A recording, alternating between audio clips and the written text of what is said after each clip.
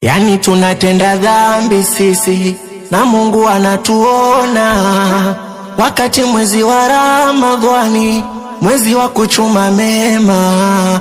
Nawaza tutajibu nini sisi kama ikifika kiyama, maana tunajisahau mwezi, tunaudharau sana. Ramadhani karim, Ramadhani karim, Ramadhani karim, Ramadhani karim, Ramadhani karim, Ramadhani karim.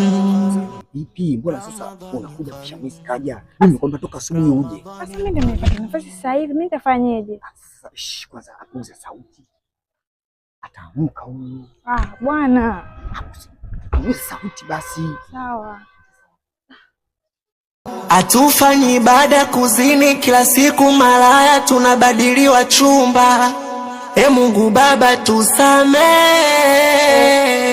Baba. Ramadhani karim. Nani njoo. Wewe naye nawe. Kile kombo je kimedondoka pale. Kiatu kimedondoka? Sasa wewe sasa ushakitoa lakini? Nimekitoa. Sasa taibu hamna. Yaani shi wangu tumesinzia wote hapa. Unataka unikimbie? Sasa kaja Dizu. Kwa hiyo usipostajabu ya Musa, utastajabu ya Firauni. Sasa ndugu yangu, haya. Huko ndani kwenda kufanyaje? Hamna bwana, toko nini tu bwana. Bwana Shamisi bwana. Shamisi bwana, sitiza nikwambie. Kwa hiyo sasa ninasema sangapi tena msikiti? Sangapi ya nini ndugu yangu, sangapi ya nini? Sangapi ya kusuni nini? Mimi nilikuwa nimekuja nimesikia kikombe hapo kimedondoka. Ndio maana yake. Kona ni kikombe kimedondoka ndio kwa anaokota hapa. Yaani ndugu zangu niombe kitu kimoja. Mwezi ni wa Ramadhani Juma. Kwa nini Juma hutaki kuelewa lakini? Mara ngapi tunaongea kuhusu mwezi ndugu yangu? Mimi na wewe tumekuwa ni watu wa kuhamasisha watu wafunge Ramadhani. Tena unafanya ujinga kama huo ndugu yangu.